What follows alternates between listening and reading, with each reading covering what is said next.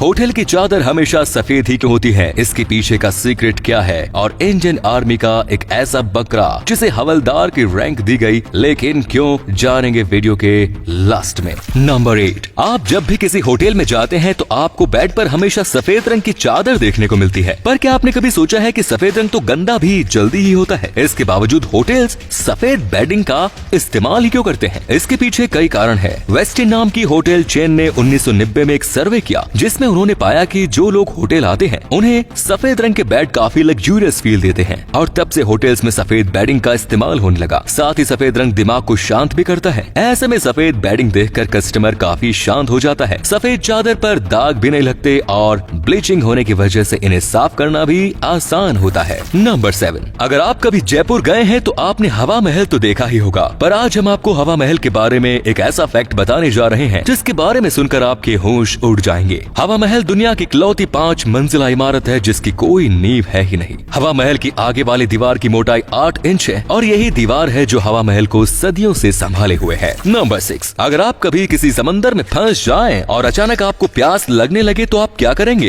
तो आप में से ज्यादातर लोग कहेंगे कि समंदर का पानी पी लें, पर समंदर के पानी में नमक काफी ज्यादा होता है जिसकी वजह से इसका पानी आपको डिहाइड्रेट कर देगा और ऐसे में आपका बच पाना काफी मुश्किल हो जाएगा। पर अगर आप समंदर में बर्फ ढूंढने में कामयाब रहे तो हो सकता है कि आपकी जान बच जाए। समंदर के पानी में जमी बर्फ में समंदर के पानी के मुकाबले 10 गुना कम नमक होता है क्योंकि पानी में ज्यादा नमक पानी को जमने नहीं देता। ऐसे में बर्फ आपकी प्यास तो बुझा देगी, साथ ही आपको डिहाइड्रेट होने से भी बचाएगी। नंबर 5, पाकिस्तान के बारे में आपने काफी कुछ सुना होगा और पढ़ा होगा, तो अब अगर मैं आपसे पूछूं कि पाकिस्तान का नेशनल एनिमल कौन सा है तो इसका जवाब आप में से ज्यादातर लोगों के पास नहीं होगा। पाकिस्तान के नेशनल एनिमल का नाम है मारखोर। मारखोर एक जंगली बकरा होता है जिसके नाम का मतलब होता है सांप खाने वाला। मारखोर सेंट्रल एशिया, काराकोरम और हिमालयन इलाकों में देखने को मिलता है जिन्हें 2015 में लुप्त हो रही प्रजातियों में शामिल किया गया। नंबर 4, इंडियन ड्राइविंग लाइसेंस का तो आप इंडिया में तो इस्तेमाल करते ही हैं, पर क्या कभी आपने सोचा है कि इंडियन ड्राइविंग लाइसेंस को आप और कौन से देश में इस्तेमाल कर सकते हैं? आपको जानकर हैरानी होगी कि इंडियन ड्राइविंग लाइसेंस को अपने देश के अलावा 21 और दूसरे देशों में भी इस्तेमाल किया जा सकता है। इस लिस्ट में आप उन 21 देशों का नाम देख सकते हैं जिनमें आप इंडियन ड्राइविंग लाइसेंस का इस्तेमाल कर सकते हैं। इसमें यूएसए, ऑस्ट्रेलिया, साउथ अफ्रीका और न्यूजीलैंड जैसे बड़े देश भी हैं। शर्त इतनी है कि इन देशों में इंडियन ड्राइविंग लाइसेंस का इस्तेमाल करने के लिए उस पे दी गई डिटेल्स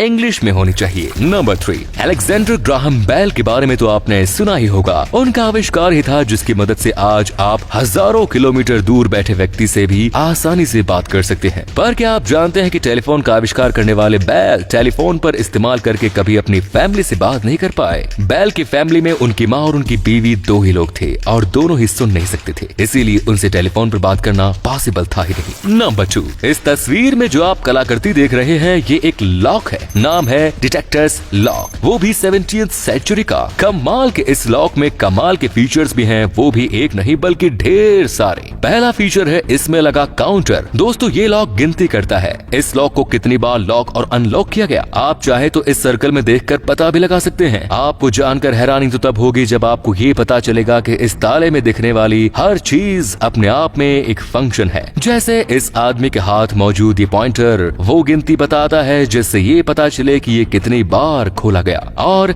इसका लेफ्ट शू जिसे ऊपर करके ही आपको चाबी का होल दिखाई देगा। वह इस लॉक को लॉक करने का फीचर भी कमाल का है जो इस आदमी की हेड को उठाते ही लग जाता है। इंग्लैंड के मशहूर इंजीनियर जॉन विकीज ने इसे साल 1680 में बनाया था जो इस समय विक्टोरिया एंड अल्बर्ट म्यूजियम में रखा हुआ है। एंड द लास्ट, नंबर 1, क्या आपको पता है कि इंडियन आर्मी में एक हवलदार है जिसका नाम है मस्ताना, और ये मस्ताना सा नाम इस बकरे का है। आप यही सोच रहे हैं ना, एक बकरा वो भी हवलदार और वो भी भारतीय सेना का। जी हाँ, आपने सही सुना, ये कोई मामूली बकरा नहीं बल्कि बेहद अनोखा है जिसके पीछे की कहानी और भी अनोखी है। तो हुआ यूं कि साल 1965 में इंडिया पाक जंग के दौरान भारतीय सेना की एक टुकड़ी लैंड माइंस में जा फंसी। जमीन के नीचे बारूद था और सेना को ये रास्ता हर हाल में पार करना था, जिंदा या मुर्दा। तो तभी सभी जवानों ने भगवान से प्रार्थना की और भगवान ने इनकी प्रार्थना सुन भी ली। एक बकरे को भेजकर, जी हाँ, जो अचानक ही कहीं से इनके सामने आ गया और बिना किसी ब्लास्ट के इस माइन को पार कर गया। बस फिर क्या था, सेना की टुकड़ी ने इसके कदमों की नकल कर ली और उनकी जान बच गई। तब से इसका नाम रखा गया मस्ताना, जिसे भारतीय सेना में हवलदार का दर्जा भी दिया गया। हालांकि अभी असली मस्ताना तो इस दुनिया में नहीं है, लेकिन मस्ताना हवलदार की पोस्ट पर भर्ती